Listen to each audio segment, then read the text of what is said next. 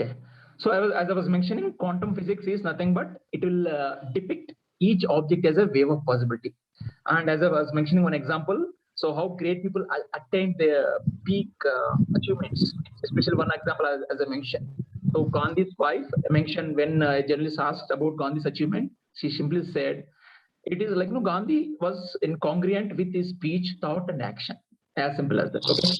All thoughts of any feelings have some measurable effects, because as you listen to the session, because now everyone is listening to the Zoom session now, without lifting a single finger, there is a lot of dynamic changes happening in your body. Can you understand that? Suppose just you are thinking one thought, suppose like no any thought, if you are just thinking about anything, maybe like going to have food or anything, just one thought, do you know what exactly happens in your body?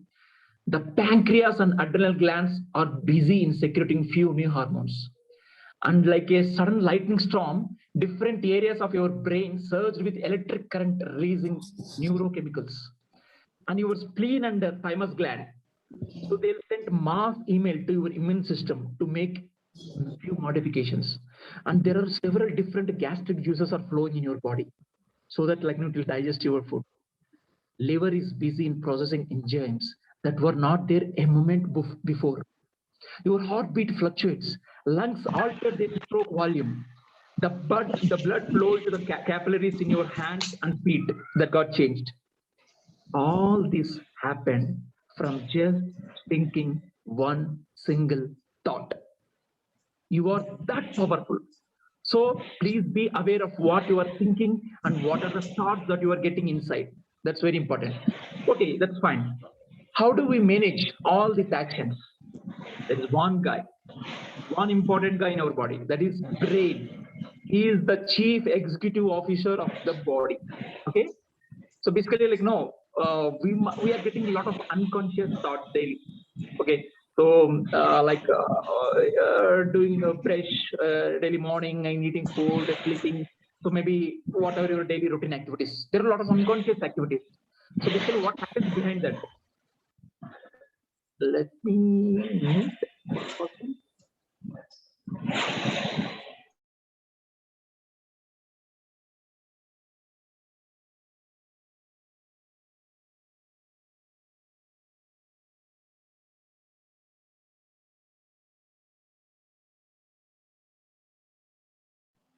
Okay. Uh,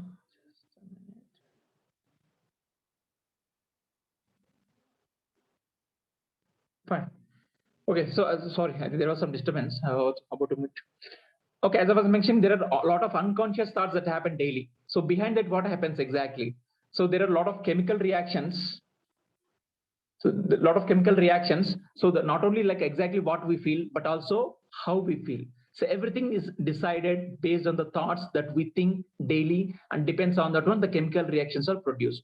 So basically, it can be habitual thinking, it can be a sudden thinking of like what you are going to do, it can be state of imbalance. So it all leads to some kind of state of imbalance, especially when your thoughts are going in your negative way. So that is what we call disease. So, okay, before it enters into the physical form, it's already started inside, okay, in a negative form. So now let's discuss about something about attention. So usually like, this attention is something very important subject where we need to understand.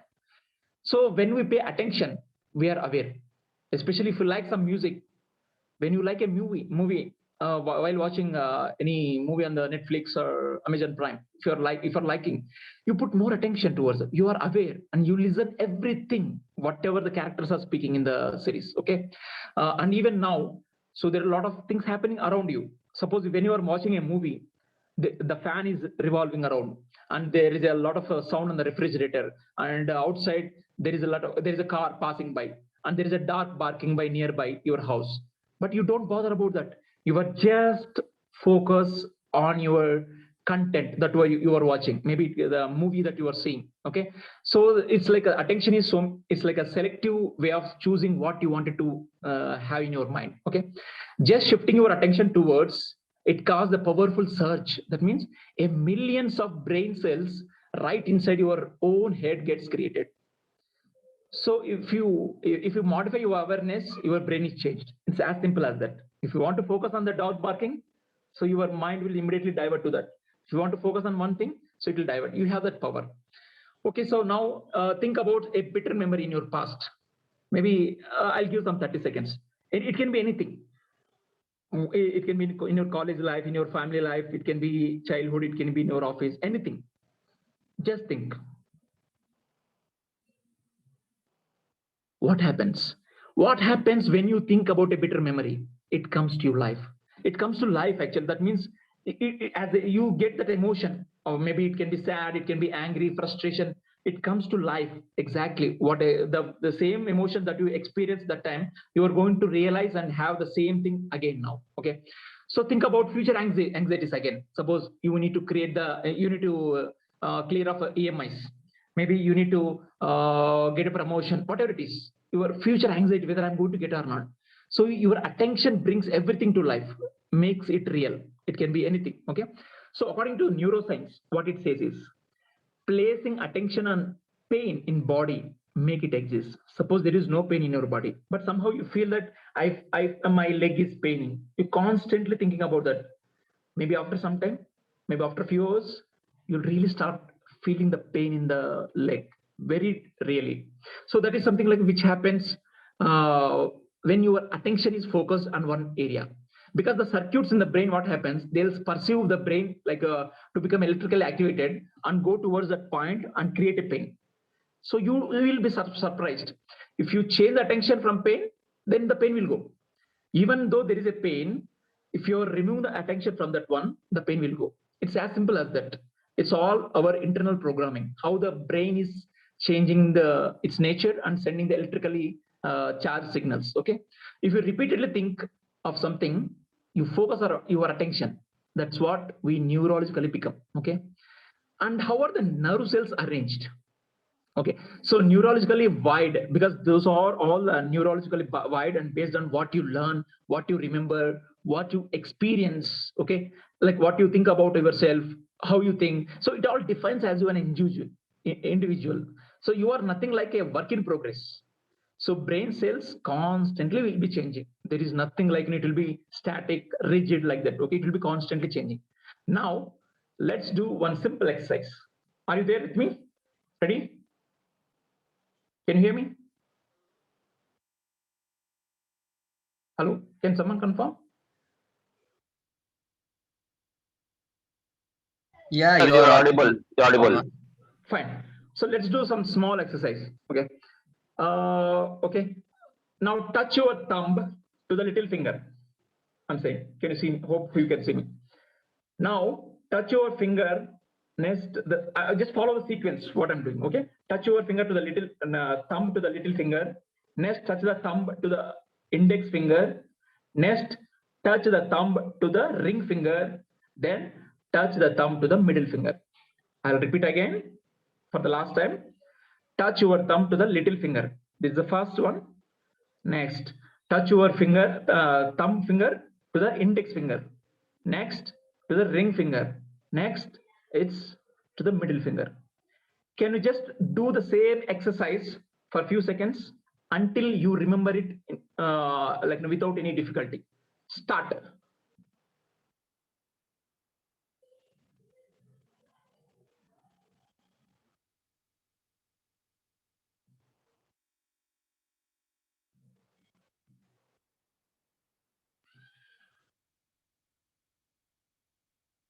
Hope you guys have done, because I'm not able to see actually in the screen. Uh, just confirm if people are doing. Yes, yes. That's great. So that means you repeated the process until you do it automatically. So now you can do it very faster with fingers without any mistake. Okay, quick, come on, start.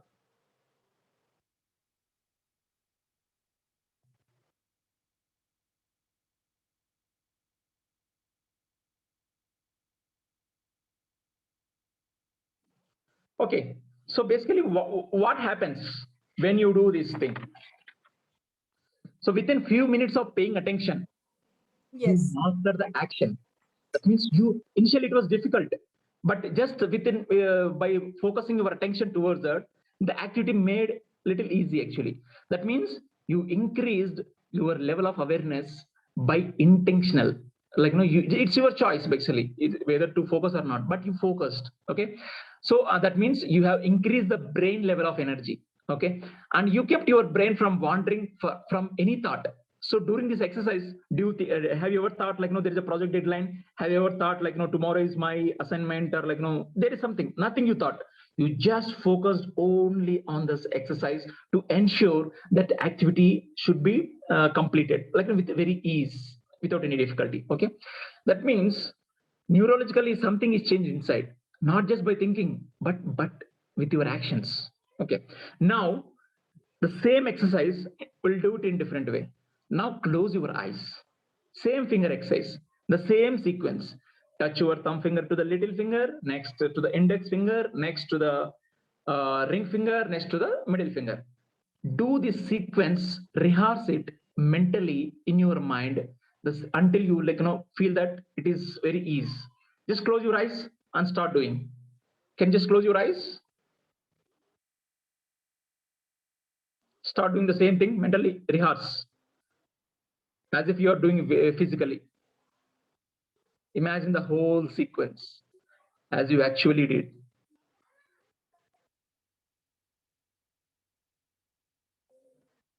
Do it until you feel it's very familiar. It's very easy. The same physical action, now it should be in mental action.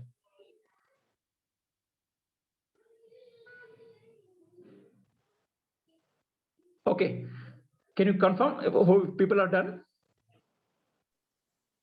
Yes, Srini.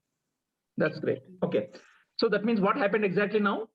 The brain imagined the entire sequence as you actually did it.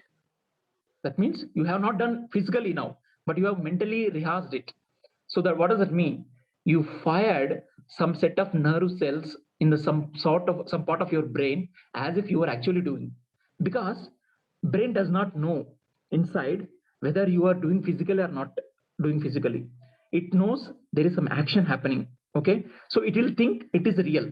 Okay, that means like no, it's not, it does not remember like how you have done that action, but it only remember what was action performed. Okay, so it is a powerful way to mold new circuits in brain, because when you did it, the same way how brain circuit has changed when you have done physically, even now mentally you have done the same kind of brain circuits are created. Okay, so that means you changed your brain just by thinking. Thinking is so powerful that it's not that like our brain changes only once we do some activity. It changes even when we think something. Okay, that's so powerful. So ask yourself, do you spend most of the time mentally rehearsing, thinking about finally demonstrating? Maybe how you are thinking pattern daily. Are you thinking happily, like how your day is going on? Maybe about your personal life, professional life, anything. So you need to be questioning yourself. How is your thinking pattern basically? Okay, because the you whom I'm talking is the one who operates in a part of the brain that is called frontal lobe. Okay, without this there is no you, there is no me. Okay, that is a very crucial part which decides the functionality of the brain. In evolution, this was the last part of the brain to develop. This is exactly behind the forehead and right above the eyes. Right above the eyes. Frontal lobe, this is the one which controls, regulates other parts of the brain. I can say this is the captain of the ship. This is a navigator for your future. It will control your dreams of new possibilities. When we live in survival, what happens exactly? We limit our evolution. Suppose you think like my job, I'm not sure about whether my job is permanent or not. Tomorrow, what will happen in this pandemic? I don't know, like how I'm going to survive. So it can be my life, it can be my profession, it can be my any other dreams. So I'm literally scared. That means you are entering into a survival mode. So when you are entering into the survival mode, you limit your evaluation. That means you don't have that abundant thinking. So you are limiting to a boundary. Okay, that means chemicals of stress impacts the big thinking brain. There are a lot of chemicals gets released, especially when you're stressed. I'll explain. Maybe there are different kind of stress chemicals, what it exactly releases. Okay, so what happens immediately? It will trigger the cellular breakdown immediately. Okay, so that means cellular breakdown will happen in your brain. So we choose to live stuck in a particular mindset and attitude. So because sometimes why we do like this? Uh, One reason maybe because of genetics. One of the reason genetics means some of the what do you call memories comes from your parents, so that gets imbibed in your brain cells. Okay, that is one reason. Another one, partly because a portion of brain limits our vision of what's possible. So second one is in our control. Okay, because we see that like there is a pandemic outside and we don't know whether our job is permanent, like we're going to exist or not. So these are the things that has not actually happened, but we are actually creating all this with a limits, with a boundary, and that we can see actually. So but now what we can do, you want to change your brain. If you change your brain, as I told, everything is get changed. So it will modify how you think, what we do, what we actually say, who we are being. So no longer fall into this repetitive, habitual, unhealthy thinking. Please just remind this. Don't have this repetitive, unhealthy thinking. It will lead to different chemical reactions in your body. Okay. Let me tell you one important concept. There is a concept called neuroplasticity. What does it mean? It is the ability to rewire and create new circuits at any age to make major changes in the quality of life. Our ability to be neuroplastic is nothing but it is equal to our ability to change our mind. That means we can change ourselves. We can change the perception of the world that we are seeing outside. Okay. Can you see this picture? Everyone, what do you see here? Quickly. Can someone tell? What is your first impression? What was the first thing that you see? Beginnings. Sorry? It's beginnings, right? No. The picture I'm telling, the image. There's an image. Okay, it's duck face. Okay. Yes, and it is just like a bird also. When you view it from left to right and right to left, the vision changes. Exactly. Rabbit also. Like Okay. a rabbit. Yes. Okay. True. Yeah. Rabbit. Thank you. Thanks for your response. Okay. When I show this picture, immediately there's a sensory pattern recognition happened in your mind. So your brain recognized a pattern in the shape of some type of bird. Just assume that it has thought it has some type of bird. That means there is a temporal lobe in your brain. What it will think is it will recognize a pattern, an object. Okay, this is the bird, and it will lock in your memory. Okay, so that means now let's get a neuroplastic for a moment. If people who have seen this one immediately as a bird, just think that it is not a bird, it is a rabbit. So what happens immediately when I say that? So your focus is changed from bird to rabbit. That is, from temporal lobe in your brain, the focus is changed to your frontal lobe. That means it will force your brain to cool off the circuits related to birds. Okay, please don't think about the birds because now I want to focus on the rabbit. That means you are rearranging the circuits. So to break the repetitive habitual thinking, you need to experiment this kind of plasticity very often. Okay, brain is permanently changed. Please remember that point. Okay, the only thing is you need to be repeatedly get exposed. You can even alter the genetics. You cannot always blame. Okay, my father was like that, my mother was like that. That's why I'm also like this. No, that all like kind of nonsense. Everything can be changed. It's only thing is you need to put some effort. Actually, you can break the old habits by releasing the encoded memories of past experiences which does not apply to our current conditions. Okay, so that is something very crucial where you need to ensure all those changes are properly changed. So when you stop upgrading the brain with new information, what happens? It becomes hardwired, riddled with automatic programs of behavior that no longer support evaluation. See, suppose if you are using a car, don't use it for 1 month, 2 months, 3 months. Just keep it. Do you think it is going to perform and work in the same way how it was working earlier? No, absolutely no. It will lead to some kind of issues. Okay, same thing. You don't do exercise. You don't practice any healthy healthy food habits, whatever it is. Don't do anything. You just live as if today is my life and I want to enjoy everything. Do you think you are going to enjoy the same life of how it's flexible now in living in later ages after 40, 50 years like that? Nothing.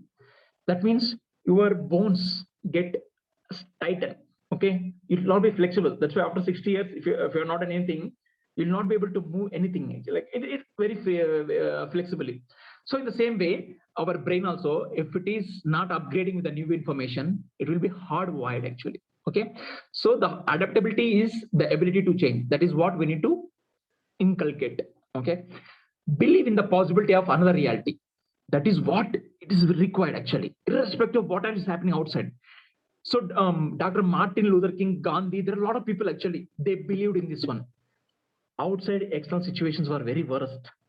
There are people who are blaming, there are people who are threatening, there are the outside environment is not supporting, but still they believed only on one thing, to create the possibility of another reality.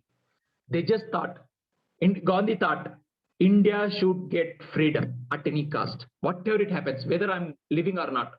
That means he has kept a thought inside his mind, not to be changed, irrespective of any external circumstances that is happening outside. Okay, so they placed this kind of idea of freedom, and like irrespective of any kind of conditions, they were uncompromised in the speech, in the thought, in the action, in the behavior, whatever it is.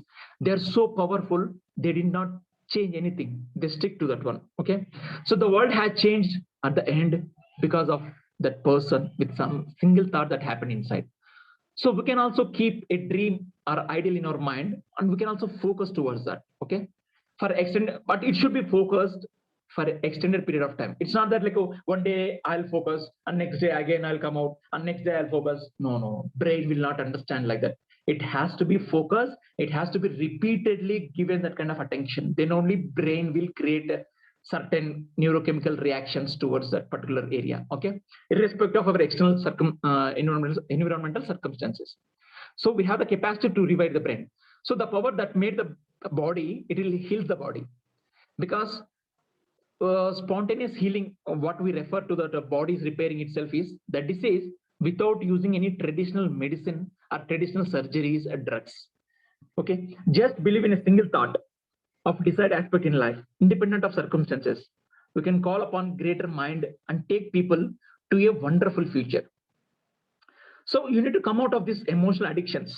It can be lethargy, it can be lack of ability, okay, to focus, tremendous desire to maintain routine in our daily life. So lack of new experiences and thinking, okay, on one day. So it is going to make your mind feeble. Okay, how is it possible to end this cycle of negativity? As I told earlier, plasticity, and one more thing, elasticity. So brain elasticity means it's going to expand, ability to shut down old pathways of thoughts and form new ones. Our thoughts literally matter. Okay, so mind over the matter. So what is that, mind over the matter? If you say, like, a lot of people use this kind of statement, especially when we use this kind of statement in the context of a person overcoming an obstacle. Someone decided to do something and did not let conventional thinking get in the way of achieving the goal. As I told Gandhi, he decided to do something like to get freedom, and he did not let conventional thinking, oh no, today I'm not going to do it, I'm literally tired, so today there are a lot of protests outside, let me take some rest. So no, he did not had any literal conventional thinking inside his mind when he was about to achieve the goal. So example, as a kid, you might be having a fear of heights. So suppose as you grown up, you go to you go with your friends for camping, and there is a lake like where you people are swimming by jumping on a nearby rock. Okay, and as a kid, since you have this fear, you will be sitting aside. No, I cannot go. I'm very fear of jumping, like, and everyone will be like, no, kidding at you. So then you will be having some kind of guilty inside. Why I'm like this? So there is some fear, there is some doubt inside. So at some point in your life, you had your own mind over matter experience. That time, some person, like, came and gave motivation. Hey, come on, buddy, nothing will happen. Let me show you. See the kids there. They are also jumping. And he gives some kind of motivation to give some kind of confidence. And what you did? Okay, let me try. So your mind is changed to attention. So then you start jumping. So then, like, when you jumped, you felt very happy. That means you change your mind within a fraction of few minutes. That means, like, you had experienced this mind over matter experience. So there was one more example, like in the book which was mentioned. There is one person called Dean. He was suffering from leukemia. It was a very serious what you call it, disease, which was untreated. It was very painful for him. So, like, no doctors has advised him, sorry, Dean, you don't have much life on this planet. It's just only 6 months to live. Okay, right then, Dean promised himself to see his son graduate from high school. I mean, he was so particular and strong inside his mind. No, I'm going to live. I'm going to see my son's graduation ceremony in high school without any issues. Now, even after 25 years, Dean, he was able to attend his grandchild's high school commencement as well. Can you just imagine?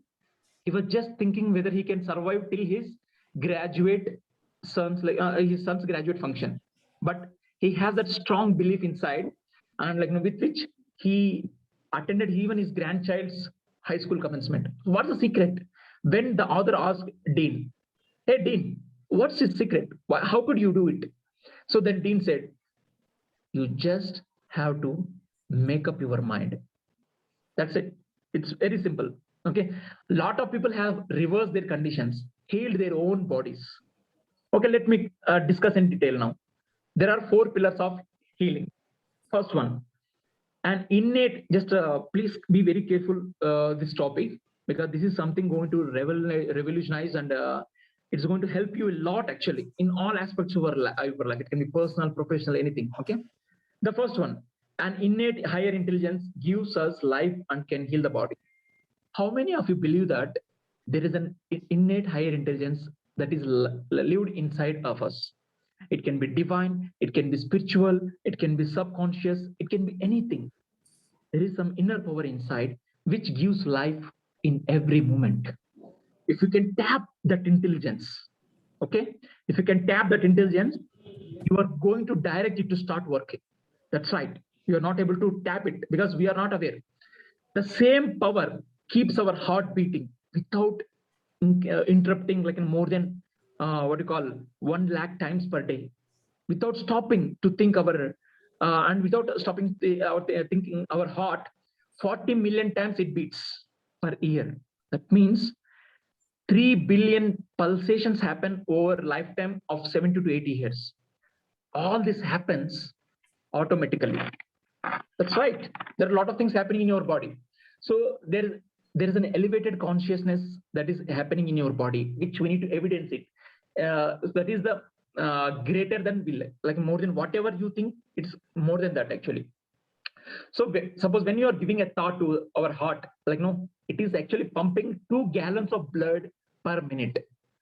Okay, and 100 gallons of blood per hour through a sign of vascular channels, and about 60,000, which is about 60,000 miles in length. Maybe it is compared to twice the Earth's circumference, that vascular channel. Okay, and every 20 to 60 seconds, each blood cell makes a complete circuit through the body, except RBC. It does not, of course, makes anywhere between 75,000, 2.5 lakh round trips it can happen in lifetime. So a lot of things are happening. So in the second you are inhaling, what happens? You lose 3 million red blood cells. And in the next second, all those 3 million red blood cells are replaced. Please stop listening for 1 second. What happens? 1 lakh chemical reactions by 70 to 100 trillion cells that make up your body are created, are happening in your inside. Do you have to think or perform any of these actions or reactions? Not exactly. There is some intelligent, smarter power inside that do it consciously with its conscious mind, and it is actually running the show. Next, thoughts are real. As I mentioned, thoughts can directly affect your body. The way you think affects our body as well as our life. So let's have a relationship, understand the relationship between thought and physical body. So thought and physical body, there is a study called in neuroscience, psychoneuroimmunology. That is a relationship between mind and body. Okay. every thought that you think in your mind, it will create a biochemical reaction in the brain that it releases. So brain will release some chemical signals that are transmitted to the body and act as messenger for the thought. Every thought produces a chemical and it will match to the feeling of your body. Suppose if you are feeling happy, it will match to the feeling happy emotions and it will produce happy feeling. If you are sad, your brain is going to create some chemical reactions to match your feelings of your sadness and it is going to produce the sadness outside. Okay. So when you anticipate a pleasant experience, so brain makes a chemical neurotransmitter.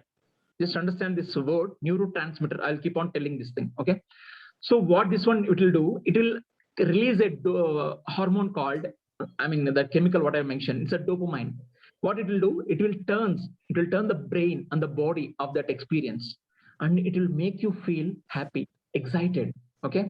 Suppose if you have hateful and emotion, if you're angry, then brain immediately release some chemicals. Those are called neuropeptides. So those make you feel hateful and angry. So what you think and how we feel, again, it leads to thinking. That means a continuous cycle. So thinking, feeling, again thinking. So it's like the way how you, it's a state of being. So the more we think same thoughts, brain produce same chemicals. If you are happy all the ways, brain is going to produce same chemicals, dopamine. If you are angry, the brain is going to produce same chemicals, neuropeptides. Okay. So to transform physical health, you need to address the attitude. What is attitude? Attitude is nothing but it's a group of thoughts clustered in habitual sequence. Attitude is nothing but group of thoughts clustered in habitual sequence.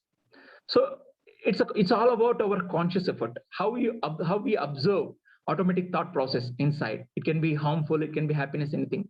So it will begin changing our attitude by paying attention to our thoughts.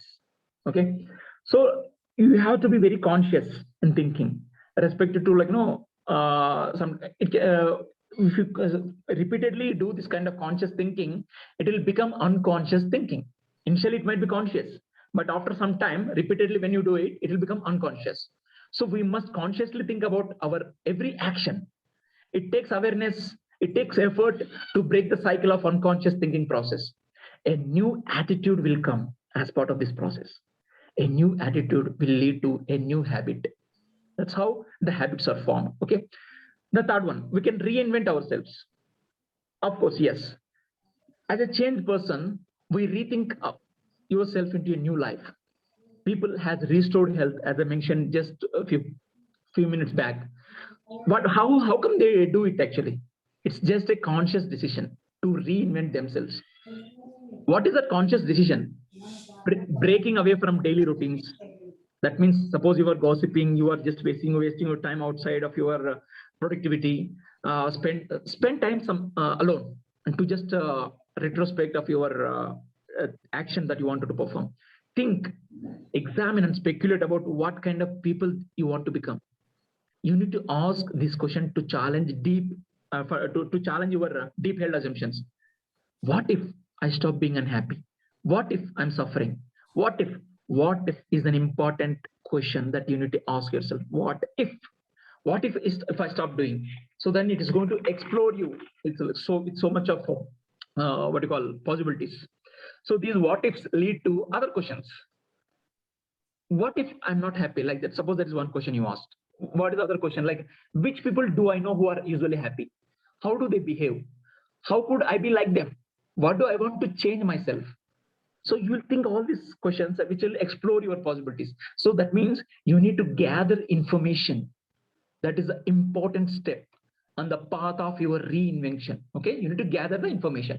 So how you gather information? It can be through books, through movies, about people who you respect. Like, they take the basically what you do once you gather the information, you take the merit qualities from them and you take some qualities of your own and you will form a new representation of yourself from all these qualities. Okay, so you need to explore the possibilities, that is new modes of thinking, replacing an old idea of themselves with a new greater ideal. Okay, so currently you are at this level, you need to go to this level. That means you need to replace the old image of yourself with a new image that which will happen only if you let go of your familiar, comfortable habits of thought.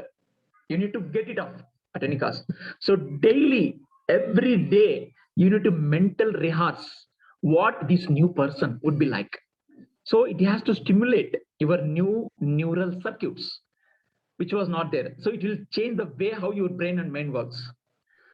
Okay, so neural networks, as I mentioned just now, it is nothing but individual cluster of neurons. So it is like a nerve cells. It will work together independently in functioning brain. It explains how we learn and how we remember. Explain how brain changes with each new experience. Different it's like it can be different types of memories are formed. Like different type of skills are developed. Suppose you are learning piano. Okay, physically playing some piano. For this one, let me take an example. There are let's take some group of some 10 people. So few people in the are divided into 4 groups. Okay, group A, they are physically playing the piano with 5 fingers. Okay, playing, and they are practicing 2 hours per day daily. Like that, they are doing for 5 days. Second group, they are randomly doing. They are not given any instructions. They are playing piano just like that. Okay, randomly they are doing. Third group, what they are doing, they're observing. They're not doing, but they're observing how the group A, they're they're doing with the instructions with all the 5 finger sequence, and they are going to keep it in their memory. So they are allowed to mentally rehearse those exercises by imagining themselves. So that means it's like same kind of training, but mentally. Okay, they need to imagine the same exercises like the way how we did it earlier. There's a 4th group. They did nothing at all. That means they never learned, they never practiced. So these are the 4 groups. At the end, the scientists, what they observed with the help of technique called transcranial magnetic stimulation. So along with new advanced gadgets, they measured the results. The results are same changes involving expansion development of neural network in the same scientific specific area of the brain happened as the participants in group A and group B. Group B has not done anything physical, but still for group A and group B, their brain changes, the neural changes were similar. It's very strange, right? Though they have not done physically, but still the brain changes were similar. That means the nerves stimulated the same neural networks across in repeated way actually. So because they did not under the last group, they did not do any changes. They did not strengthen any additional nerve cell connections. So for them, there are no changes. For the other group who has not done without any instructions, for them, there are little changes. Okay. How did group C produce the same brain changes as group A without even touching the keyboard? Can you just imagine? It is just through mental rehearsing, that is mental focusing. You need to repeatedly fire specific neural networks in particular areas of the brain. As a result, they wired their nerve cells together. When they focus that, they wired. They wired means their new nerve cells, they became combined actually, at one area.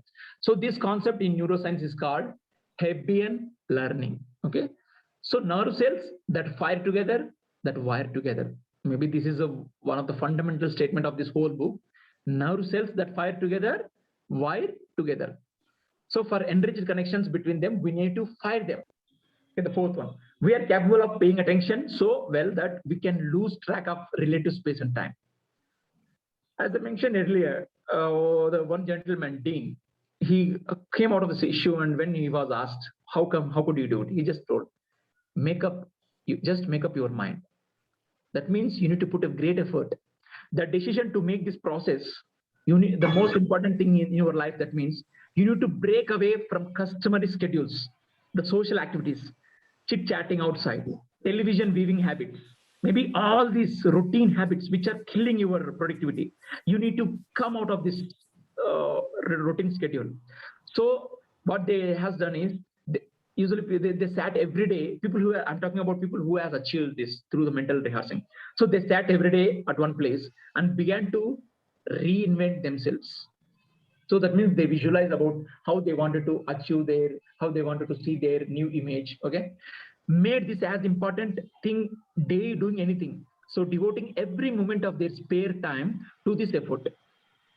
Effectively observe. That means they're effectively observing old familiar thoughts. Okay, how I was earlier, what was pulling me to stop this kind of thing. So they were effectively thinking all their old familiar thoughts, and they refused to occupy these old thoughts in their mind. That means they were fighting with their limiting beliefs. So they somehow they wanted to build their new image. Okay, so getting this level of mind is not easy, friend. It requires a lot of efforts to attain this. Okay, because a lot of chattering happen inside.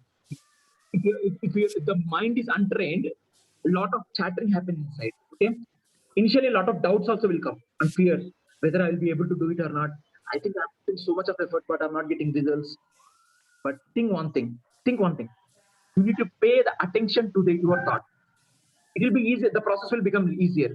So you'll feel better about your future later. So people are so involved in focusing on the present moment, they lost completely on track of the body, time, and space. Nothing was real to them. For them, their thoughts are real. It is going to happen. Yes, it happened. It is there in front of them. Yes, they're enjoying that experience as if it has happened already. Okay. So our everyday conscious awareness involves three things. One is we are aware of being in a body. That means our brain receives feedback from the body with respect to the external environment, like how our body responds to the outside environment. That is the first conscious awareness. Next is awareness of the environment. We pay attention to things, objects, people, what do you call and people in our surroundings. These are all external reality. We respond to people, we respond to the objects that is being exposed to us. One is sense of time passing. So this is like structure of our life within the concept of time. So how you are passing the time, is it like by every minute? Are you having any schedule? Are you for your life? So your attention should be completely detached from the body and environment. Please underline this statement. When you put your attention,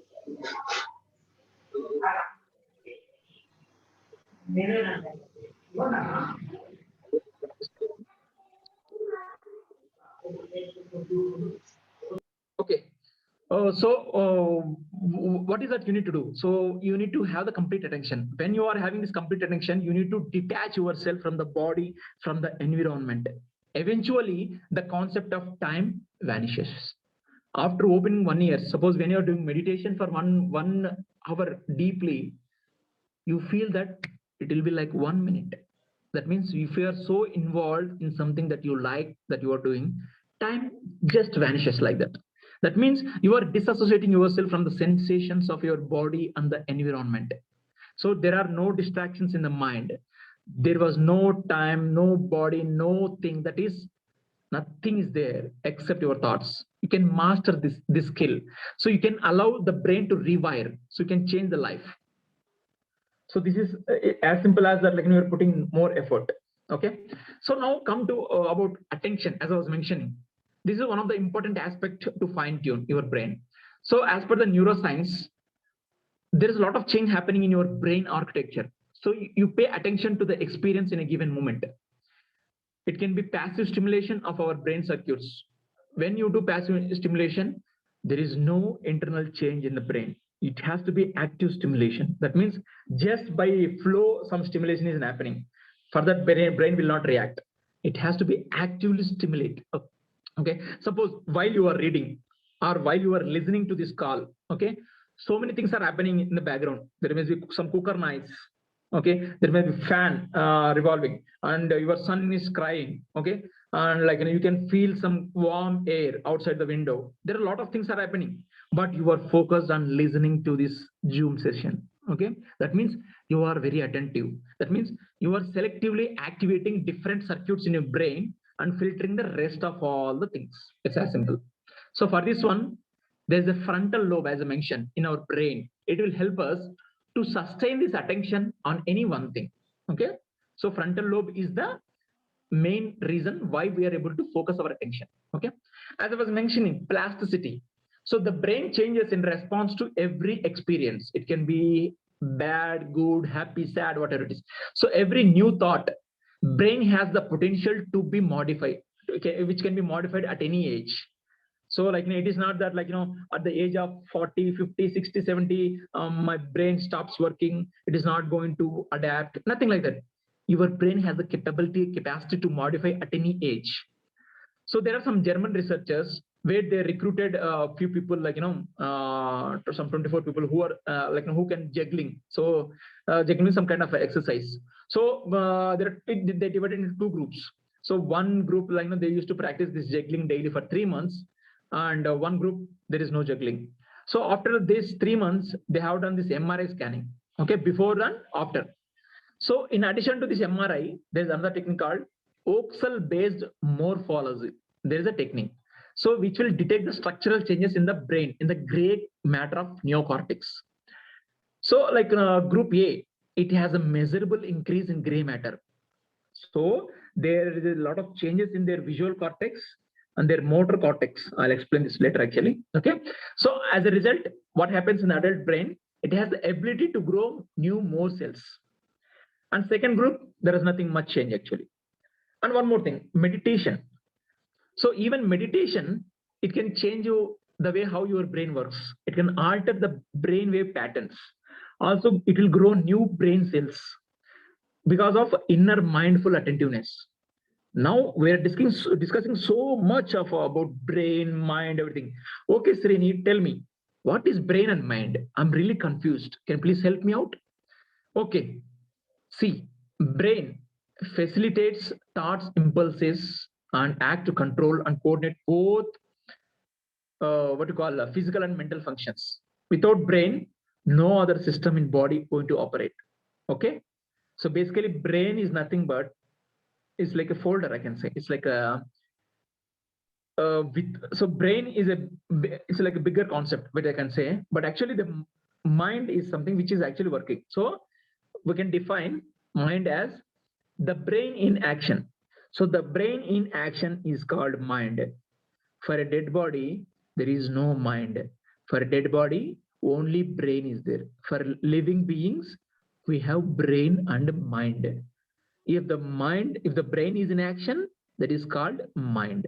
So we need to learn all this new information. We need to master the skills and express the feelings. Like then only we'll be able to understand how actually we are able to transform ourselves. So brain, it will control the it is a control center basically. So it will, with this one only through which our mind organizes, coordinates all metabolic functions necessary for our life and survival. Mind is not brain, it is the product of the brain. Okay, because the machine which is being in operation is mind. Machine is called brain. Okay, without even awareness, machine runs actually. So when the car runs, there is a lot of happening inside the engine. We are not aware, but a car is like a brain. The engine is called mind. Okay. So there are a lot of advances in imaging technology. So there are a lot of, as I told, MRI, CT scanning, or it can be fMRI. There are a lot of scannings actually. So which will help us to understand what's happening inside brain. Usually when you go, doctor will keep some electrodes to the brain and they'll check the brain wave patterns. So thanks for the latest technology. We have a lot of technologies that we have, which can help us to understand how the brain is formed and how brain is structured. Okay. So as I mentioned, the meditation on the mind, okay, in 2004, National Academy of Sciences, there is an article. So if you have mentally training through meditation and single-minded focus, it can change the inner working of the brain. The results are showed like this. The frontal lobe activity, there is some elevation in that area. So high level, especially for the monks who are always into this activity. Their frontal lobe activity is little elevated. It's very high level, actually, I can say, compared to other people. So if you're doing meditation for longest time, that means it showed that some gamma waves are there in that particular area. So where it will create some electrical brain impulses, which are higher than a healthy person. That means you are super healthy, actually. Okay. So these wave states that are present when brain makes new circuits. Left frontal lobe is something which you can say is about joy. Okay.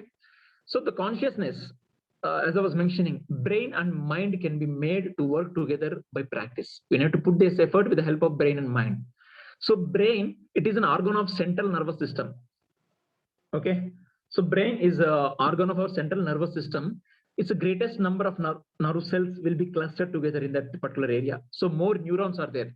That's why we are having that kind of intelligence compared to other living beings on this earth. Okay. Neocortex, if you see in the picture, okay, the neocortex, that is one part of the brain, that is the home of our conscious awareness. That is a place where all our conscious awareness happens. That means we consciously think.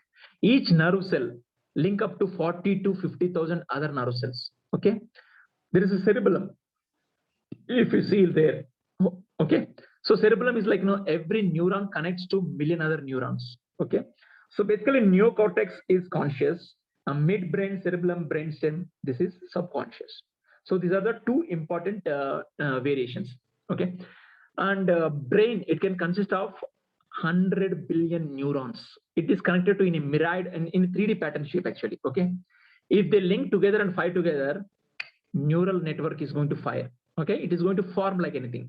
So you need to have this new learning, new experience. Then only the new cells, the nerve cells make new connections. Then only it going to changes.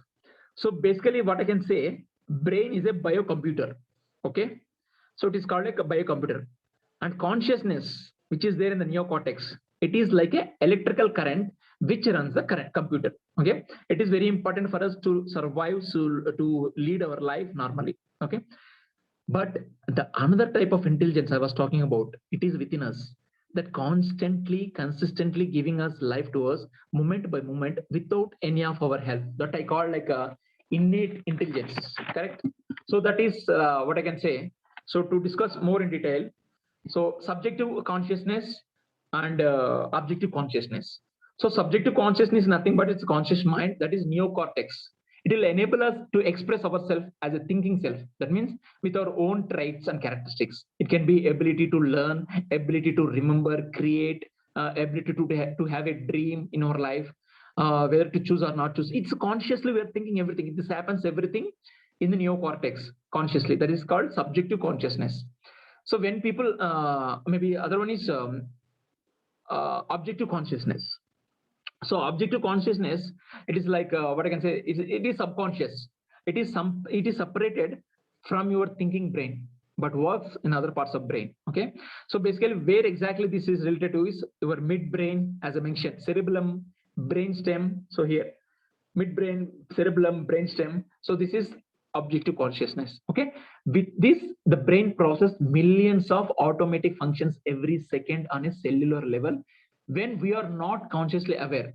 So a lot of changes happening in your body. As I mentioned, your heart is beating like 1 lakh times per year. So there are so many things happening actually. Do you think, are you aware of this one? Who is doing this activity? This is the objective consciousness. These three parts, midbrain, cerebellum, brainstem, they're actually doing it automatically. Okay. So the neocortex, as I mentioned, is the crown of the brain where everything as an individual learns and experience is recorded and information is processed. So the arrangement of how brain cells are connected together differentiates from other individuals and make you as unique personality. The subconscious mind, as I mentioned, like, all these three parts. So those regions will have some no conscious centers, but they operate under the higher intelligence. So their boss is higher intelligence. You are not the boss. There's like beyond yourself, there is one more. Like as I just told, we need to keep the body in order. So when we can use the conscious mind together with the subconscious mind, you can modify your hardware and upgrade your operating system. It's as simple as that. Okay. So neurons. Let me talk to you about the last topic today, neurons and nervous system. Okay. So if you remember, I don't know, I think I have not explained this. Okay. So brain, it is made up of 75% of water. That means our brain, it consists of 75% of water. The most numerous cells in the brain is called glial cells. G-L-I-A-L, glial cells. In Greek word, glia means glue. Okay, it is the supportive role in brain, both structurally and functionally. It will help to have this kind of flexible structure. Aside from water and glial cells, primarily it also consists of neurons. Neurons is nothing but nerve cells. Neurons is nothing but nerve cells. Okay, and they process information and pass it to other neurons. Basically, like it will initiate specific actions in other parts of our brain and body. So only neurons in the body can communicate directly with another cells. It's not about water. It's not about other cells. Only neurons, that is the nerve cells, can only communicate and send the message back in the form of electrochemical signals. Okay, so neurons, it's a fundamental component of our nervous system. Okay, so like which controls all the functions of our bodies, central our whole nervous system. So brain has greatest cluster of neurons in earlier body, in entire body, as I mentioned. A teeny slice of brain tissue, just take one brain tissue, and it is like a size of grain strand. Okay, just take a grain. Okay, on that particular brain tissue, which is very small, it will contain about 1 lakh neurons. And the entire brain contains 100 billion neurons. Some neurons extend from brain down the spinal cord and run up to 3 feet in length. Okay. So probably I'll discuss a few details about of this picture as well, like the way how it is played here. So to explain about how neurons actually played its roles in our life, imagine it's morning now. You are planning for the day ahead. Okay, so what your brain do? It will piece together your ideas. Okay, what I need to do today, and break it into different portions of your day. Okay, morning I need to do, afternoon, evening, night, like that. You will divide. Okay, neurons, what it will do? It will transmit the electrochemical information to and from various parts of your brain. Okay, now what will happen? Your sensory neurons. So like it will send to your brain about your external surroundings, like through your eyes, through your ears, through your what you call smell. So through these sensory neurons, it like it actually interact with your internal environment, including all the sensations of your hunger, thirst, pain, etc. Okay, so once you decide and get up to the action, all these motor neurons, they'll send electrochemical impulses from brain, and then it will turn to a spinal cord of the body by matching your movements with what you call mental plan that is created in your mind, what you are supposed to do today.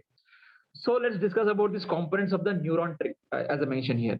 So nerve cell, if you see the nerve cell in between, like there is a one circle shaped, okay, there is some dot inside. So the nerve cell, it is the whole nerve cell. This is called nucleus actually. Okay, the nucleus and DNA. It is cell body. Okay, the whole picture, as I mentioned, neuron here. That is the whole picture here. The tree is called neuron tree. Okay, we can take an example of like an oak tree, if you can remember. Suppose oak tree in winter, if you see at the part of the tree, large branches. If you see at the part of the large branches are there on the top, left, top, right, all the spaces. They're actually converging towards the trunk. Okay, they're just converging towards the trunk. They're coming down. So nucleus is nothing but it's a genetic information. It is a cell body over there actually. Okay, and it will direct the manufacture of proteins. That the DNA, whatever is like the nucleus and DNA is mentioned here, it will actually manufacture the proteins necessary for cell functioning. So DNA is same as DNA of other cells in the body, except RBC, because RBC does not have any DNA. So what differentiates one type of cell to another type of cell? It is through active expression. So when a cell expresses a gene, that means it can be any function specific to the protein that it actually builds. So if it is a muscle cell, muscle proteins, okay, it's like what you call so different kind of cells will have different kind of proteins. So if you can see axon, it's a trunk here, the one middle one. There is a trunk of the tree. Okay, so this trunk of the neuron tree, that's called axon. All neurons. So only what happens is like only one axon will be there for the whole neuron tree. If you look down the axon tree trunk, you can see the root like ends called axon terminals. That is axon extensions. Okay, and you can also see dendrites. That is the branches which are flexible on the top. They're like an antenna kind of extensions, like the branches of the tree. Numerous dendrites, That's also very important. The dendrites are receivers. These are senders. I'll tell you about more detail. Okay. So actually what happens here is they terminate in what you call in different in different bumps actually. So dendrite spines, what you call the top one we say, they actually receive the specific information and very important for a learning process. So they receive information from other cells, from other nerves. Okay, this is one nerve, nerve A. There is nerve B like that. So from nerve B, axon will be sending, and dendrite of nerve A will be receiving like that. Okay. So neurons, we have many types. So like they'll receive many kinds of stimuli and conduct electrochemical and signals to neighboring neurons. I just mentioned in specific directions. And the neurons classified depends on their location, shape, direction, how they conduct these impulses. Okay, all these things. For example, sensory neurons. Suppose like you are receiving information both outside and inside body through senses and send information to the brain or spinal cord. So motor neurons, they will convey signals from your brain or spinal cord to the body that will cause movement to take place in an organ. If you want to lift your hand, this motor neurons has to convey the signals from the brain or spinal cord to the body. Hey, please lift the leg or lift the hand. Okay, then only it will happen. So neurons communicate through their axons and dendrites. Okay, in this picture, just remember that axons and dendrites. So axon is nothing but it will send the electrochemical information to other neurons. Dendrites, it will receive the messages from other nerve cells. Okay, so the amazing thing is that neurons never actually touch each other. There is always a space between them about 1 millionth of a centimeter in width. That is called synapse. Okay, so this one I think I'll explain later. Actually, we might take a lot of other time. I'll share this PPT anyhow. Okay, so as I was mentioning, the neurons will not actually touch each other. If you see here, A. So where it's mentioned as A, so there is a synaptic space here. Okay, that space. So axon extension, that is called presynaptic terminal. That is like that is sender that will send the signal. The other one is dendrite. It will actually receive. So they are actually facing each other, but they're actually not touching each other. So there is a space, synaptic space. So through that only they are actually communicating. Okay. And there is this is very powerful to understand like how they're actually communicating. So now impulses spread the messages. Imagine now you decided to pick a pencil. Okay, pen. Now you decided to pick a pen from the table. Okay, what happens? How would your nerve cells transmit this thought? Now it has to transmit this thought of picking this pencil or pen. It will cause your hand to make necessary movements and pick the pen. First, the communication is initiated in a site called neuron's cell membrane. Can you see here? The B is a cell membrane. There is a first stage where it happens. So communication happens this place. So this is like I can say it is a skin actually to the nerve cell which surrounds every neuron. It is so thin, about 8 nanometers. Okay. So if you remember in your chemistry class, in your high school chemistry class, there is called something called ion. Ion is nothing but atom. So having an electrical charge because it might gain or lose an electron in its outer shell. So if the ion is charged, that means if the atoms are charged, they are going to generate electrical signals. Nerve cells, then they are going to communicate. So the atoms has to be electrically charged, then the nerve cells going to communicate. Otherwise, they're not going to communicate. Okay. So ions, especially if you see sodium ion, potassium ion, these are the two ions which are positively charged ions, which are like which are positively charged always. So and one more thing is chloride ions. One is always a negatively charged ion. Okay, sodium, potassium positively charged, chloride it's negatively charged. The flow of ion lasts only 5 milliseconds. That means the flow between the ions will happen only in 5 milliseconds. Okay, so to propagate the electrical current, that current, whatever I'm saying, it is called action potential. That is traveled down the axon. Once it is triggered in the nerve cell, a nerve impulse is connected. It's like it can be conducted. So exchange of ions as inside and outside the nerve cells generates an electromagnetic field. So which we can test in EEG test. So but that's what, as I mentioned, electrodes are placed on a person's scalp to provide reading the brain's activity. Okay. So let's look closely now how the information moves from one nerve cell to another. Okay. Neurons transmit signals in the form of, as I mentioned, electrical impulses to communicate with another across the gap which you see here, that synaptic space that separates them. This gap between axon terminal sender from one nerve cell and the dendrite, which is the signal receiver from its neighboring neuron, is synaptic connection. Okay, what you call as synaptic connection. Because if you see this dendrite, it may be from neuron B. This axon extension sender, it may be neuron A. So these two are connected. This connection is called synaptic connection. So sending side of the gap where axon terminal ends is called presynaptic terminal. It will send actually. Okay. The receiving side of the synapse where dendrite accepts information is called postsynaptic terminal. Also remember, an axon can send information to more than one nerve cell. You can drop a pebble in water and and you can watch the impulse spread out of in all direction.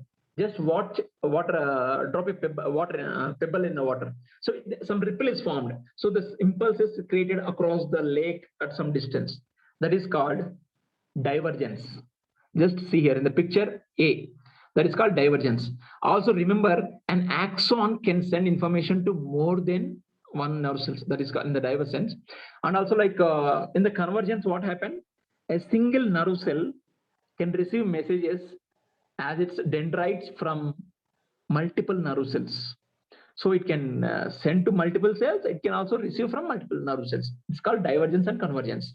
So let's come back to picking up the pen example now. So your thought of picking up a pen create the first series of action potentials in your brain. Then your eyes will see, oh, I need to pick up the pen and initiate the second series of action potentials.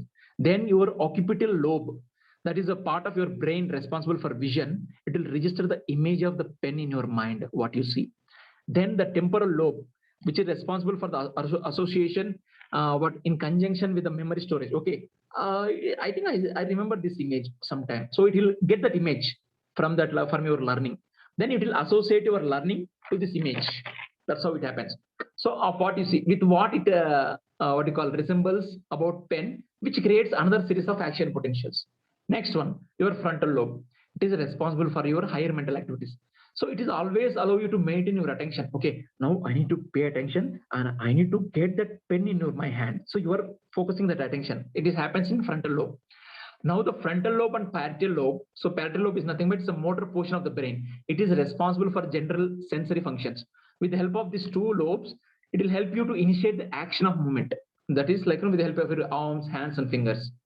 So the parietal lobe, it will always help you to feel that you have a pen in your hand. That means you can sense it, the shape, the rough surface of the pen, and the softness, everything. Same time, cerebellum, it is responsible for coordinating voluntary muscular activity. Okay, so the cerebellum directs the body's motor movements to reach out and grasp pencil. Without cerebellum, you might take hold of pencil, but send it flying over your head. You might take the pen, but you don't know what to do. You'll be flying like this. You might be thinking, you don't know what to do. So cerebellum is very important to decide what you are supposed to do with the pen after holding it. Okay. So in the above example, sodium, potassium ions, as I mentioned, they're actually rushing in one set of nerve cells. They'll cause the electrochemical activity without our conscious awareness. So neurotransmitters, as I mentioned, like chemical messengers, they are nothing but chemical messengers, which will make connection and pass important information to other nerve cells and access tiny synaptic space of to other parts of the body. So these neurotransmitters, what they'll do, they'll produce the chemicals like serotonin, dopamine, the kind of mood that is going to flavor your experience. They are the reason why you are feeling happy, sad, like that. Have you noticed? Hello guys, are you able to catch up? I'm a little fast. Yes, we are able to catch up. Great. Okay. Have you ever noticed nerve impulses start as electrical in nature, but they are turning into chemical? Again, they're turning into electrical. This is the cycle, how it happens actually. So not every nerve cell possesses along the messages it has to receive. Okay, it is not like that every nerve cell in your brain has to send, it has to receive. There are some nerve cells which might not be receiving or it might not be sending actually. That means they're very dull. They're not able to, they're not excited basically. In that way, what happens? For example, suppose you have a friend. To cheer up a friend, suppose your friend lost in his love, means his girlfriend has said goodbye and gave a breakup, and that friend is so sad now, and he came to you. So you need to cheer up your friend because he is depressed in his love. So you need to stuck because he's stuck in his own sad memories. So you need to take him out of that kind of atmosphere. So you realize that he needs to forget about his sad memories. So you are going to cheer him up in many ways. Like you'll take him, hey buddy, come, let's go and have a dinner. So come, let's watch this movie in Netflix. It's very good. So they'll watch some stand-up comedy with friends. So at some point, that friend, your friend, will get excited and slowly forget about his initial state of sadness. Understand?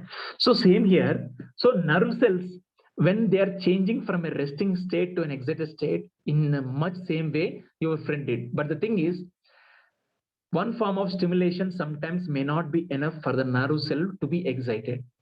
But if you provide enough stimulation for that nerve cell to get excited from that point of excitement, that is at the post-synaptic terminal, it will change. That is, it will change from a receiver of information to a sender of information. Now the nerve cell can spread its excitement. Correct, right? Suppose if you are not excited, how can you share your excitement to others? That's why the nerve cell has to be excited so that it is eligible to send to other nerve cell, and it is also eligible to spread across to other nerve cells. So it has to be excited always. And for that one, we need to give repeated stimulation. Otherwise, it is not going to change the scene or situation. If it is sad, it is going to be sad like that. So you need to change it with some kind of different stimulus.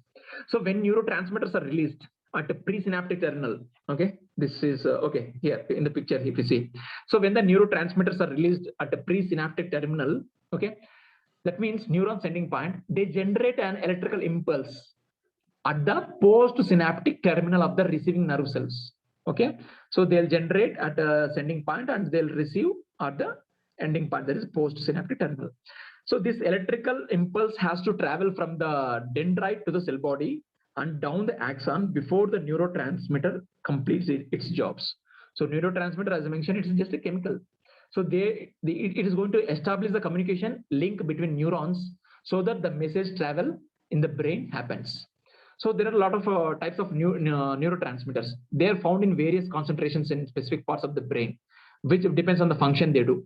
So major neurotransmitters are like glutamate, GABA, acetylcholine, serotonin, dopamine, melatonin. So there are a lot of things. Of course, you can read later. This is just a high level. I'm not going in detail. Okay. So neurotransmitter. So it will do many functions. It can stimulate, it can inhibit, it can change the activity of neuron itself on cellular level. It can even unhook from its current connection or stick to the present connection. As I just mentioned in the previous example, it unhooked from the friend's connection of being sad. Okay, and actually it changed the whole situation. And it can also signal neighboring neurons. This neurotransmitter, it can even signal neighboring neurons. What it will do to become excited. It will send a message to the next neuron down the line. Okay, and they can even change the message that is being sent to a neuron, so that it sends a new message to all the nerve cells connected to it. All this happens in a millisecond. Okay, two types of neurotransmitters in the brain and nervous system. One is excitatory neurotransmitters, and there is inhibitory neurotransmitters. Just understand this naming convention, excitatory. So it will change the electrical state of the post-synaptic membrane, membrane. So it is as a dendrite. Okay, it will change the electrical state. So it will enable our mental functions very quickly, so that we are able to act. So other one is inhibiting neurotransmitter. They'll actually stop activity in the next cell down the line. So because they don't have any excitement, so they'll stop the excitement at the end of the postsynaptic terminal of the receiving nerve cell. That means they are not going to spread that excitement to other cells. Okay, these are the two transmitters, major transmitters. As I mentioned, brain, 70% of water. So nothing but we can call brain as, it's like water actually. The water is lying between our ears. 75% to 85% of water is there in the brain. Some areas of living brain, it is like how it looks like a soft boiled egg. Okay. And other areas of living brain, how it looks like, it is a dense, rubbery, like what you call hard boiled egg kind of thing. So nature has surrounded the brain with a bony cranium. Okay. So bony cranium is like, okay, it is not there here. Fine. Same picture. Okay. So the brain is covered with the bony cranium to protect its delicate tissues against injury. And water is very essential for the brain's electrical means of information exchange, because water has to be there. See, like if you see even real life, when there is a water, current is produced from water. Everyone knows that. Like the same way, when there is enough water in the brain, it is helpful to provide this exchange of electrical ions or electrical exchange of information. Okay. Now let us see the nervous system. So other parts of nervous system besides the brain, it will conduct impulses to and fro from the brain. These are called nerves, as I mentioned. So nerve is nothing but one or more bundles of nerve cell fibers. So branching out information to every part of the body and so on between the brain and spinal cord. So if you see here, the brain top actually, okay, that one is the brain. That down one, it is called the spinal cord. Okay. So these two are part of central nervous system actually. Okay. So these nerves are extensions of the brain. So nervous system serves an environment to connect to the body, and the body to the brain, and the brain to the body. So this is how it connects actually. So nervous system, it will control all the bodily functions. It will regulate all our endocrine system, immune system, and digestive system, everything actually. If you see the components I was talking, this is the central nervous system. So it will consist of brain and spinal cord. Spinal cord is nothing but it's an extension of the brain. That's it. So there is another nervous system, peripheral nervous system.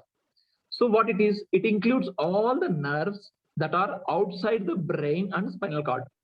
So nerves that carry impulses from tissues, organs to the spinal cord and convey signals from spinal cord and brain to tissues.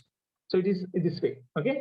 Whatever nerves outside from brain and spinal cord, they form into peripheral nervous system. Okay. They'll carry the signals from other part of nerves to the brain and spinal cord. So spinal cord, if you see, that is a fiber optic cable, as I mentioned here. If you see spinal cord, you can think this one as a fiber optic cable. Peripheral nerves, like these are the nerves. These are like wires extended out of from this cable and carry two-way communication between spinal cord and arms, legs, our feet, hand, and all other internal organs. This is very important. So it's like there is an involuntary nervous system that is called subconscious intelligence that is staying inside, as I mentioned earlier. So if you are residing within the both central and where does this exist actually? So this involuntary nervous system resides within both central and peripheral nervous system. Okay, it is the autonomic nervous system. It is also called as autonomic nervous system. So all the body's automatic self-regulation are controlled here. It is in midbrain below neocortex. As I mentioned earlier in the picture, it is in the midbrain below the neocortex. So this autonomic nervous system, which is within the central and peripheral nervous system, it will regulate the body temperature, your blood sugar levels, pulse rate, and a lot of other processes which we take granted actually every day. But this will do a lot of things. We don't control our heartbeat. We don't release digestive enzymes for digesting the food. So everything will be taken care by this particular subconscious intelligence, that is involuntary nervous system. Okay. So this like as I mentioned, there are two divisions. This is okay. This is already explained. Okay. Wow. So autonomic nervous system, as I mentioned, it has two divisions: sympathetic nervous system, parasympathetic nervous system. So sympathetic nervous system, it prepares the body for emergencies. It is called fight or flight. Okay. When we perceive some threat in the environment, what happens? This nervous system automatically activates to get the body ready to fight or run away. That means your heart rate accelerates, your blood pressure increases, respiratory rate quickens, like there's kind of adrenal rush happens inside your thing in your body. Sometimes like your body's energy is moved away from the digestion, so whatever energy is kept for the digestion, it is okay, let's move to the other parts because there is an emergency, so it move all the energies towards your arms, legs, and then do some action. It can be fight, it can be flee. That means you will fight or you can run away. So parasympathetic nervous system, it will actually restores your body energy and resources. When there is no threat you perceive in the environment, it will actually slow down the heartbeat.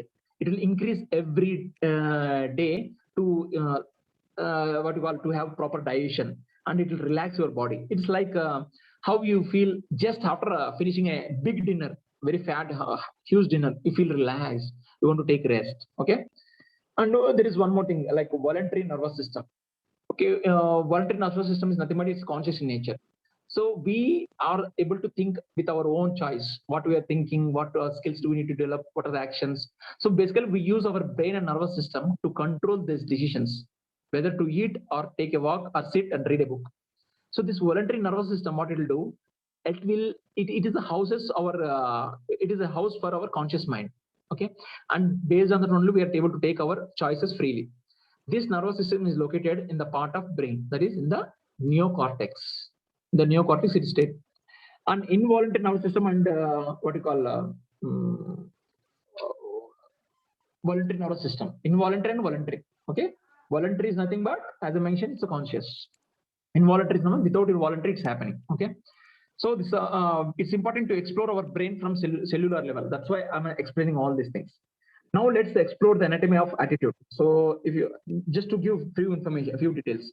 As I mentioned earlier, attitude is nothing but a cluster of thoughts strung together which turn on a particular nerve cells in the brain. That means which stimulate specific neurotransmitters to make us think and act and feel certain ways. Suppose you wake up in the morning, you feel like there are some dishes to be washed. Suppose you had a very good dinner yesterday night. How you feel, your attitude towards that particular task is like oh, I really had a good night's sleep. I think the pasta that was cooked yesterday, it was brilliant. I really love it. So, and you have very good emotion actually, like, and man, it is awesome. I feel very happy today. So then actually you clean the dishes. Same evening or night when the dishes are there, suppose you might feel different, like in your attitude, and say, unnecessary, like the maid has not coming today, I need to wash my dishes. And you had a fight with your wife, like your children are not listening to you, and it's a lot of frustration happens in your mind actually. Okay, so then what happens, your attitude gets changed immediately, right from within few seconds. So if our brain is engine that powers us in our daily life, let's know how it works, how we can control it so that we can go where we want to go. That's our objective for today. So I think I'm sorry, like if I've taken extra time. So this is what I just want to explain here. Maybe there are a lot of things, like there are different brains inside and how they actually like help us to achieve our dreams, and how the knowledge, wisdom, and is placed. Actually, there is a lot of discussion which is there. So I don't want to take everything in one session. So that's why I'm splitting this one into multiple sessions. I'll share the link later. So now I'll give some time for the question and answer sessions. Please feel free to reach out to me, and then we can wind up.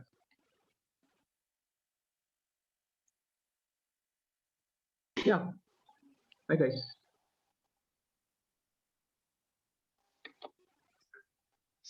Srinivas. Hey, hi. Yeah, hi Srinivas. You did very well. I was dumbstruck the entire 1.5 hours. It was very nice and very knowledgeable. I was very much excited for this session, of course. Srinivas, I have many doubts. One of the doubt is that you told dopamine will be produced. Which part of the brain it is produced? Whether neurons will produce this? No, it's a neurotransmitter. So basically, as I mentioned, neurotransmitter that's called it produces the chemicals. So that chemical is nothing but it is like dopamine actually. So it is being produced in the brain. So if as I mentioned, frontal lobe, and there are a lot of lobes actually, the temporal lobe. Okay, so it is in the neocortex where exactly these neurotransmitters are going to create this kind of neurotransmitter. There's chemicals. So dopamine, serotonin, melatonin. So it depends on the mood or experience you are going to have. Actually, it is going to happen in the neocortex of your brain. Neocortex. Okay. Exactly. Yeah. So when you are going to tell about this one, anatomy of the brain. Yeah, maybe I'll discuss in detail actually, because there are a lot of other important, excited information which I wanted to share. It really excites me. So I'll just prepare it and maybe I can come up with sometime this week actually. But it will really helpful. It's going to Okay, it was very nice this one. So one more thing, Srinivas, all this book evolve your mind. All these things which you are told, same book. Same book, yes. I have taken all the pictures, also same thing in the PPT, so that I can explain from all the things which I am showing actually here. Yeah. Yesterday you said on picture that how the thinking, this one health of the good health of a person is directly determined by his thoughts. Correct. Yeah, can you just brief that one? Brief. The attitude. Because I didn't understood. I didn't understood the table. But a little bit after this session, I got it. Yeah. Yes. Yeah.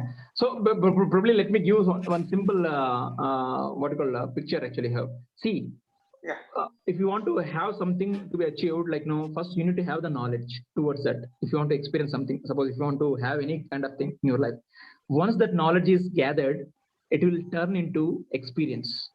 That is, knowledge is theoretical, experience is practical. Okay.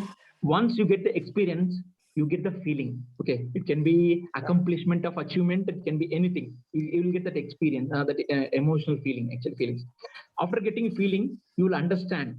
Okay, you will understand in the way how it is implemented. Then actually it is turned into wisdom. Wisdom means there is no thinking. That means that act that you are doing, it will be in right attitude and you are just doing seamlessly. So for the first time when you are doing this activity, all these things will happen actually. First, you will gather the information, you experience it, you will understand it, and maybe you feel it about that, and then it will turn into a wisdom actually. That is called the whole process of evolution actually. This is how it happens in our brain.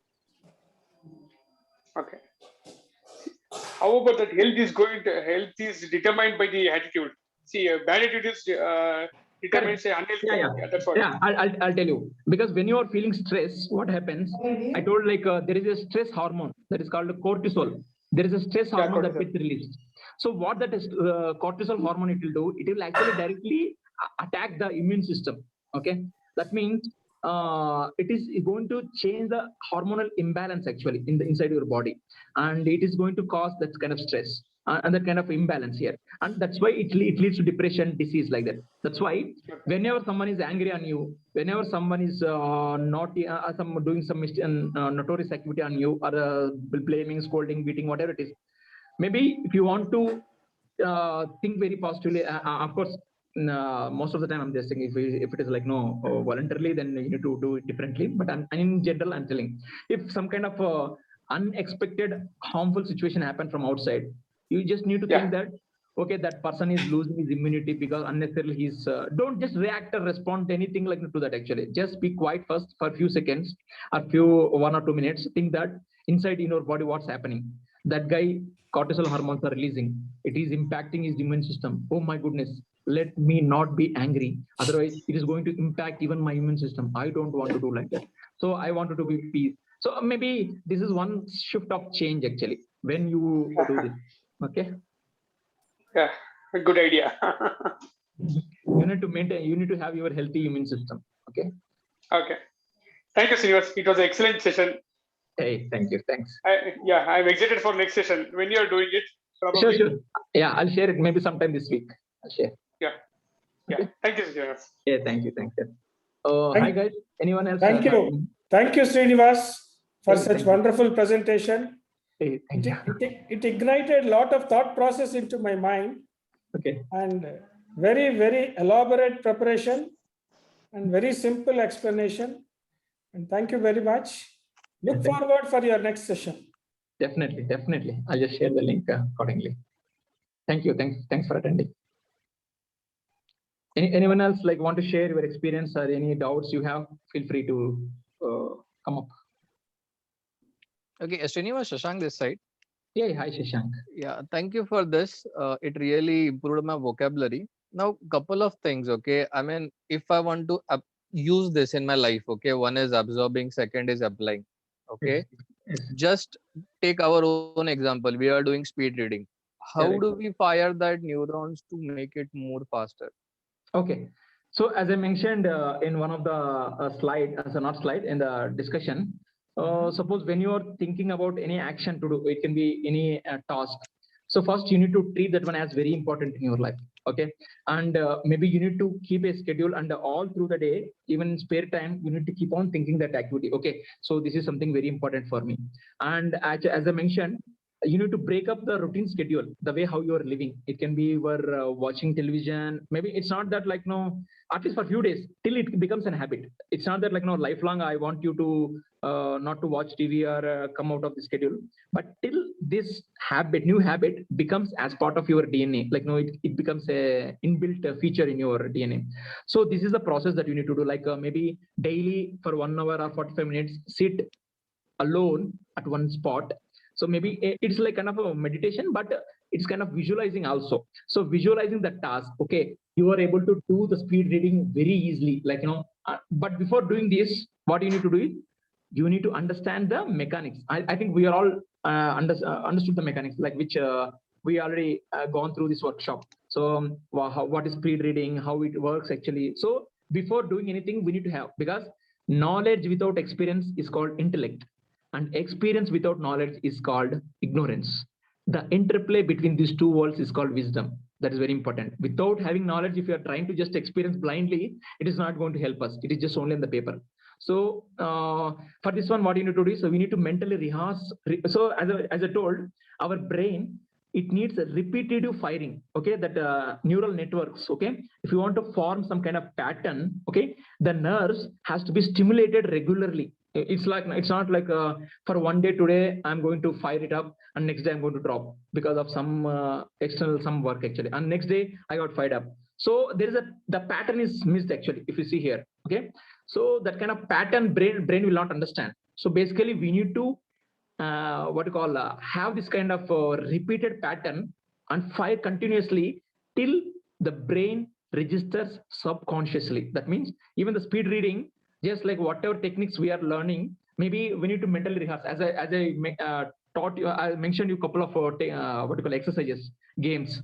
So with the finger exercise or anything like so mentally rehearse that you are reading the book, the whole book from right from page 1 to page 1000 or page 100, whatever it is. Just think that you are just moving your eyes, reading very fastly, phrases by phrases, lines by lines, pages by pages, just reading it. Just visualize it for all 45 minutes to 1 hour. So then maybe like then you can start applying this one actually, and by being very productive. So don't have any kind of information go inside your mind. It can be any television news or any kind of unnecessary chatter outside, because basically when you do this kind of mental visualization or mindful activity, nothing should stop your task. So this should be very important and should be treated as, your mind should understand this guy has taken it very seriously. Let me help him to create a proper neural network so that it will fire to the other neurons and it will produce the result to the body. Okay, this is how it happens actually.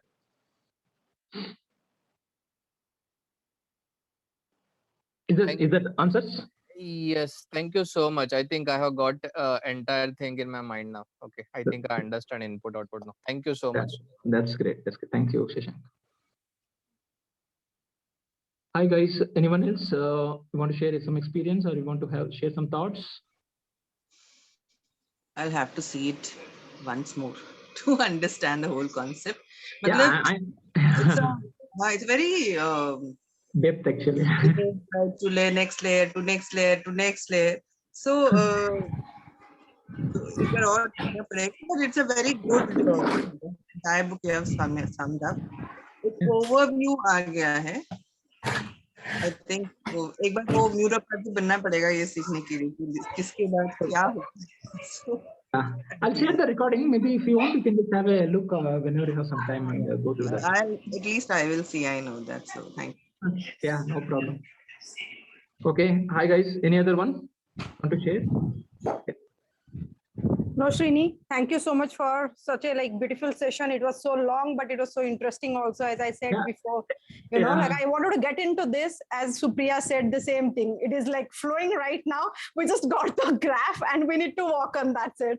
I'm sorry. I have actually extended for half an hour because of the content. No, that's okay. That's okay. It was really interesting because we if you are giving impact and if you are able to touch everyone and whoever is there and whoever is listening to you completely, it is worth sharing.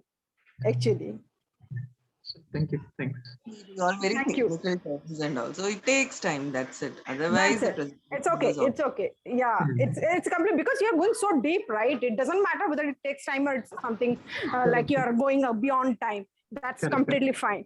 Yeah. Correct. Thank you so much once again. Thank you, Srini. Thank you, guys. I think we can wrap up the session. Maybe thanks for joining. Let me stop recording. And Yeah. okay. Okay. So for the last minute, anyone want to share? Maybe before closing? Sorry, I don't see. Let me share my screen. Okay, fine then. In that case, I'll stop the recording.